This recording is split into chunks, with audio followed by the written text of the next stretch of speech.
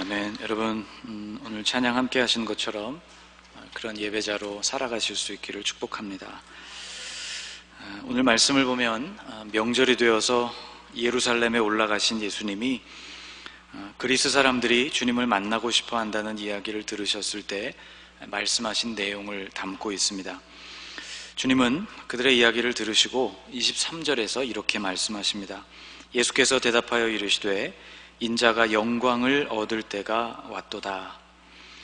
이 23절에 등장하는 인자라는 표현은 헬라어 성경에서는 조금 길게 표현되어 있습니다.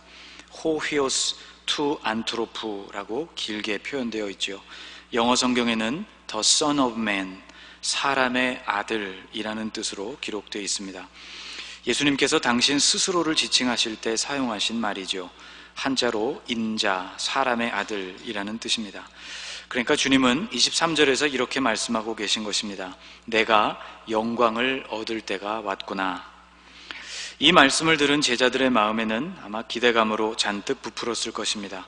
왜냐하면 제자들이 생각하는 인자의 사명이란 이스라엘의 해방을 가져오는 메시아로서의 모습이었기 때문이죠.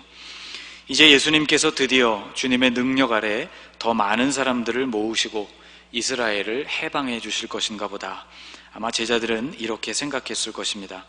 그런데 예수님이 말씀하신 그 영광을 얻을 때란 그런 의미가 아니었습니다. 이어지는 24절 말씀에서 예수님은 영광을 얻으실 바로 그때가 바로 당신이 죽어야 할 때임을 말씀해 주셨습니다. 24절을 같이 한번 읽어보겠습니다. 내가 진실로 진실로 너희에게 이르노니 한 알의 밀이 땅에 떨어져 죽지 아니하면 한 알 그대로 있고 죽으면 많은 열매를 맺느니라. 그 영광을 얻을 때란 곧 한 알의 밀이 죽을 때였습니다. 주님은 당신을 한 알의 밀에 비유하셨죠. 이 한 알의 밀이 열매를 맺기 위해서는 땅속으로 들어가야 합니다. 땅속은 어두운 공간이고 죽음의 공간입니다. 예수님도 이제 곧 죽으셔서 무덤으로 내려가셔야 한다는 것을 비유로 말씀하고 계신 것이죠.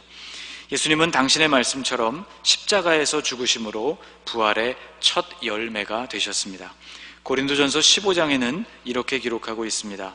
그러나 이제 그리스도께서 죽은 자 가운데서 다시 살아나사 잠자는 자들의 첫 열매가 되셨도다. 땅에 심겨진 밀이 그 후에는 많은 열매를 맺는 것과 같이 주님의 죽음은 주님의 부활로 말미암아 그 이후로 많은 사람들에게 부활의 두 번째 그리고 세 번째 열매가 되도록 해주신 것이죠. 그런데 막상 이렇게 말씀하시는 예수님의 마음에는 갈등이 있었습니다. 주님의 마음은 괴로웠습니다. 죽음을 피하고 싶은 심정이었죠. 왜 아니었겠습니까? 주님은 우리와 똑같은 몸을 입고 계셨습니다. 죽음에 이르는 고통에 대한 두려움이 예수님에게도 당연히 있었던 것이죠. 예수님은 아주 간단하게 십자가를 지신 것이 아니었습니다. 그 과정은 아주 힘들고 괴로웠습니다. 다만 그 힘들고 또 진지하고 고통스러운 그 과정이 글로 기록되어 있기 때문에 우리에게 쉽게 읽혀질 뿐이죠. 주님의 두려움은 또 단순히 육체적인 고통에 대한 두려움뿐만이 아니었습니다. 이 죽음은 인간의 죄에 대한 하나님의 심판으로서 감당해야 하는 죽음이었기 때문입니다. 그것은 죄수 개인의 고통이 아니었고 온 인류의 죄를 처리하는 우주적인 고통이라고 말할 수 있습니다. 우리 편에서는 우리를 대신하여 죽으시려는 고귀한 희생이라고 간단히 말할 수 있겠지만 예수님과 하나님의 관계라는 측면에서 본다면 죄를 극도로 미워하시고 그 죄의 결과를 철저하게 물으시는 공의로우신 재판장이신 하나님 앞에서 인류의 모든 죗값을 당신의 죽음으로써 치러내는 그런 과정이었습니다. 죄에 대한 하나님의 분노는 맹렬합니다. 작정된 하나님의 심판에는 자비가 없습니다. 예수님께서 죽는 순간에는 하나님의 아들이라는 신분이 전혀 고려되지 않았습니다. 죄를 짊어지고 죽는 대속 제물일 뿐이었습니다.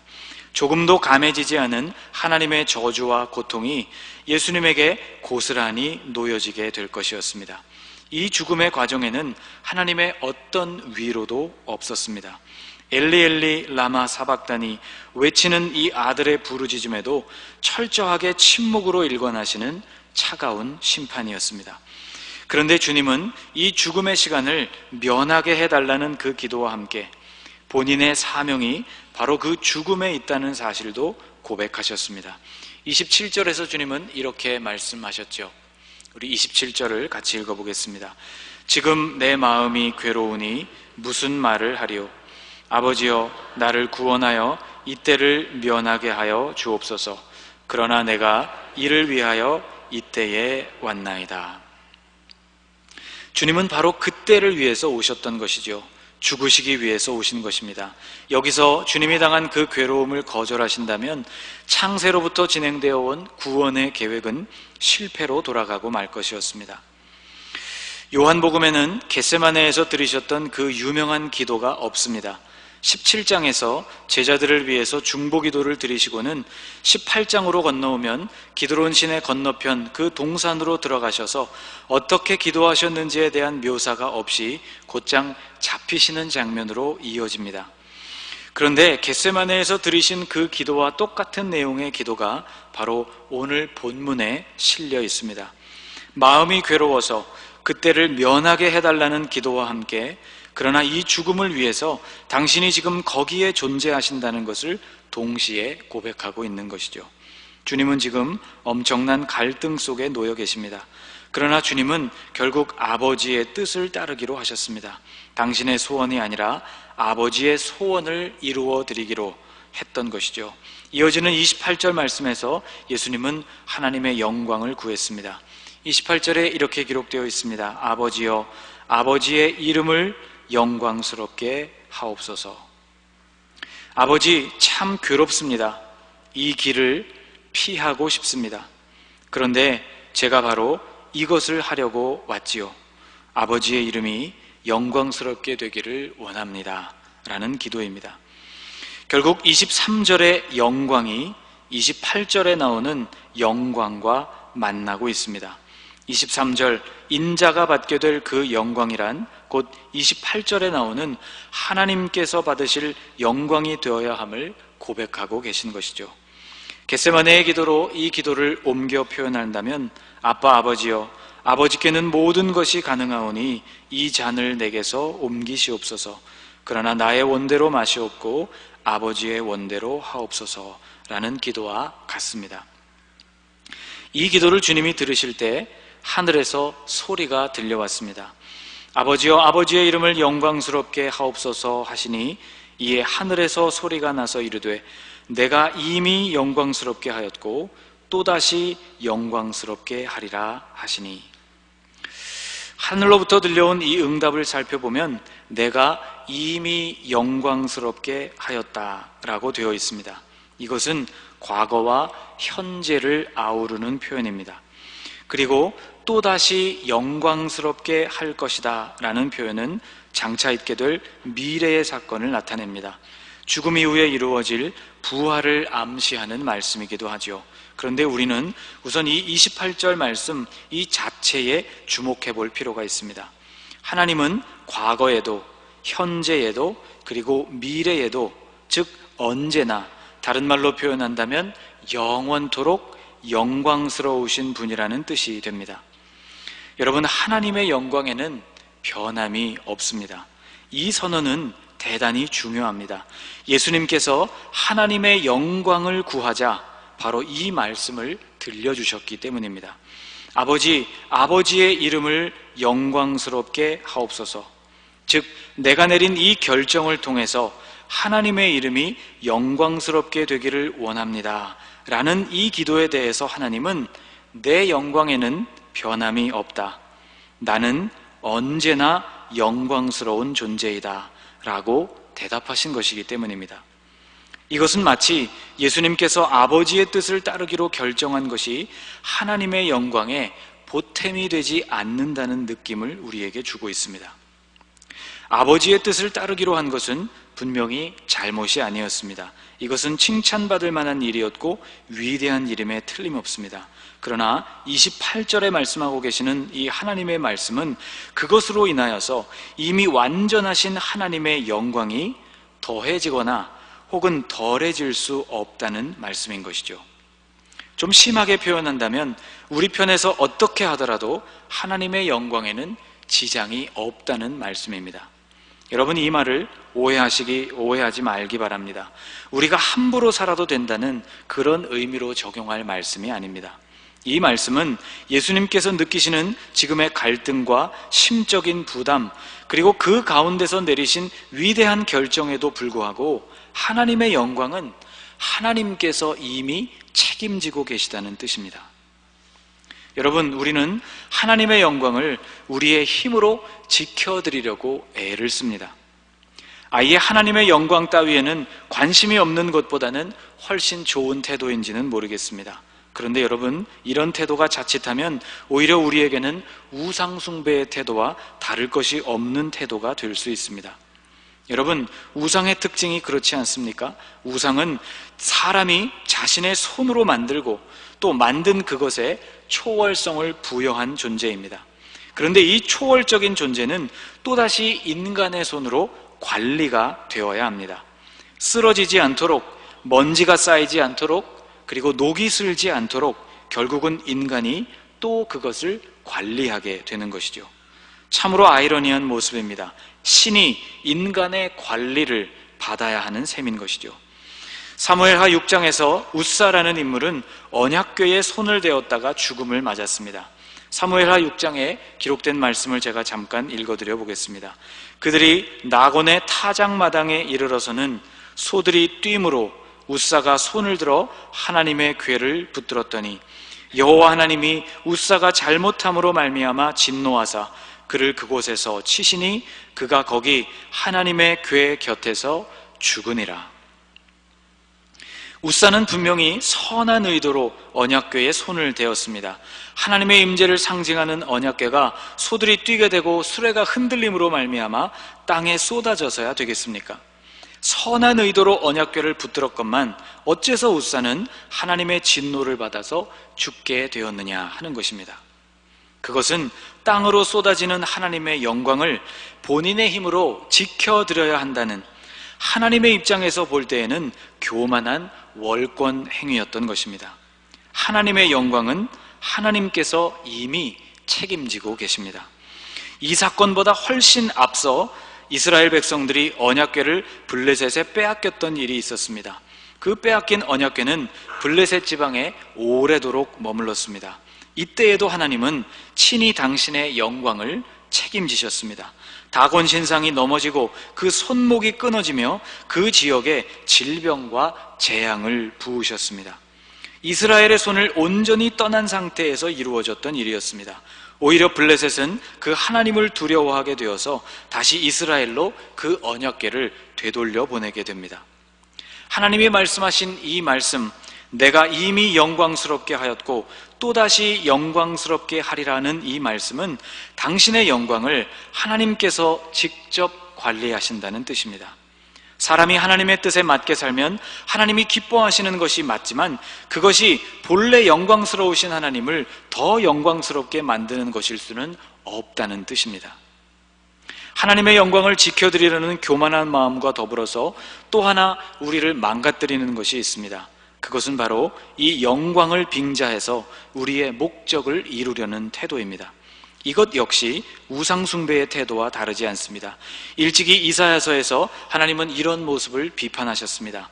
이 나무는 사람이 땔감을 삼는 것이거늘 그가 그것을 가지고 자기 몸을 덮게도 하고 불을 피워 떡을 굽기도 하고 신상을 만들어 경배하며 우상을 만들고 그 앞에 엎드리기도 하는구나. 똑같은 재료의 나무로 땔감을 삶기도 하고 우상을 만들기도 하는데 그 나무를 인간이 자신의 목적에 따라서 사용한다는 점에 있어서는 다를 것이 없다는 점을 말씀하고 있는 것입니다.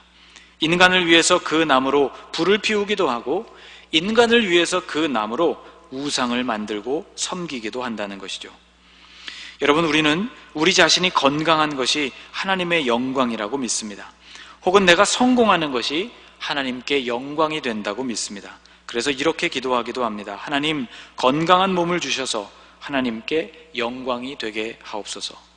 하나님, 이번 시험에 합격해서 하나님께 영광이 되게 하옵소서. 이 기도를 반대로 생각한다면 이런 뜻이 됩니다. 건강하지 못하면 하나님께 영광이 되지 못하지 않습니까? 이번에 실패하게 된다면 그것은 하나님께 영광이 되지 못하지 않습니까? 여러분, 이것은 우리의 생각입니다. 우리가 그렇게 되었으면 하고 바라는 우리의 소원이라는 것이죠.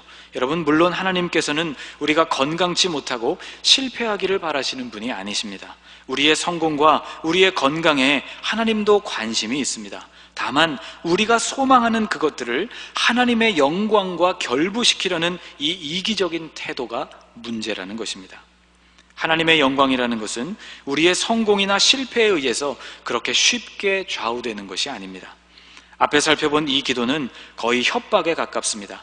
하나님의 영광에 흠집을 내겠다고 이 기도를 들어주시지 않으면 그렇게 되지 않겠느냐는 협박.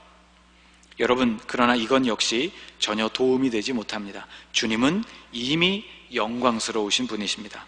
주님은 앞으로도 영광스러우신 분이십니다. 예수님처럼 하나님의 뜻이 무엇인지를 분별하고 그것에 순종하는 길은 그러므로 하나님 편에서보다 오히려 우리 편에서 좋은 일입니다. 우리 편에서 영광이라는 것이죠. 하나님께는 기쁨이요 우리 편에서 오히려 영광이라는 것입니다. 26절 말씀을 보면 뜻을 따르는 자는 내 아버지께서 그를 귀히 여기시리라 라고 주님이 말씀하고 계십니다. 여러분, 우리는 예수님처럼 하나님의 뜻을 발견하고 그것을 따르면 되는 것입니다.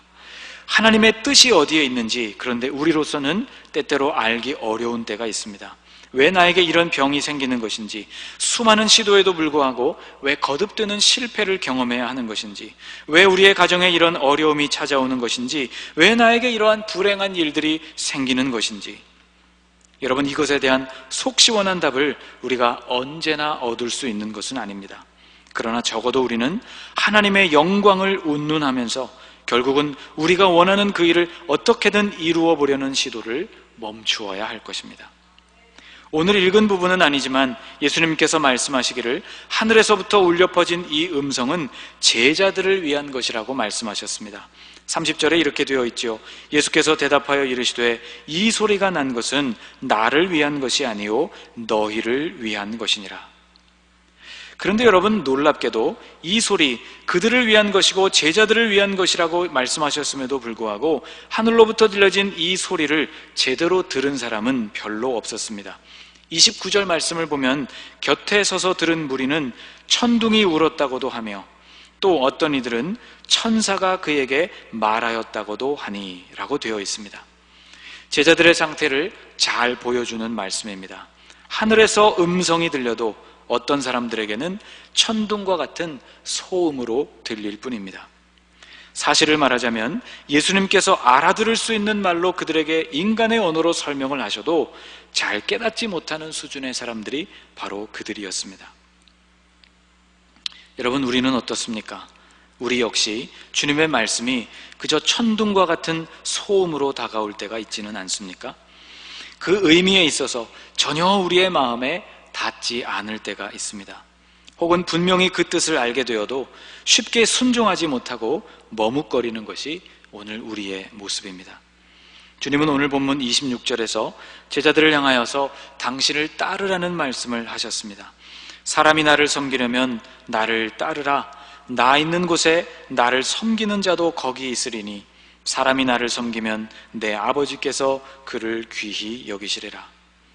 제자들은 이 의미를 잘 이해하지 못했지만 나를 따르라는 이 말씀은 예수님이 지금 걸어가시는 그 죽음의 길, 희생의 길을 따라오라는 의미였습니다. 나를 따른다면 내가 가는 그 죽음의 자리에도 너희도 따라와야 할 것이 아니냐는 말씀이었습니다. 대부분의 제자들은 예수님이 돌아가시고 그리고 부활 승천하시고 성령이 그들에게 임하실 때까지 이 말씀을 따를 엄두를 내지 못했습니다. 여러분, 주님은 오늘 우리에게도 말씀하고 계십니다. 26절을 세 번역으로 제가 읽어보겠습니다. 나를 섬기려고 하는 사람은 누구든지 나를 따라오너라. 내가 있는 곳에는 나를 섬기는 사람도 나와 함께 있을 것이다. 여러분, 하나님의 영광을 내 마음대로 어찌하려는 시도를 버리실 수 있기를 축복합니다. 겸손히 주님의 뜻을 따라 예수님을 따르고